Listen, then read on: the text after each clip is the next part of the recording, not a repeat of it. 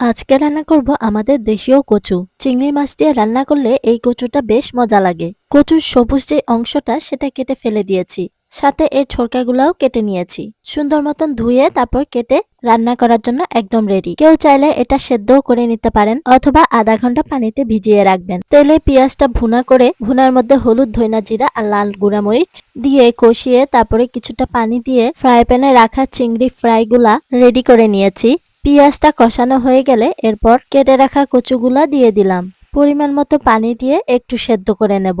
মোটামুটি 10 মিনিটের মধ্যেই সেদ্ধ হয়ে গেছে। চিংড়ি মাছ দিয়ে খেতেই এই কচুগুলা একটু বেশি ভালো লাগে, তবে যে কোনো বড় মাছ দিয়ে খেতেও আরো বেশি ভালো লাগে। প্রায় 10 থেকে 12 মিনিটের মধ্যে ছড়িগুলা যখন সেদ্ধ হয়ে এলো, এর মধ্যে ছেড়ে দিলাম আগে থেকে ফ্রাই করা চিংড়ি মাছগুলো।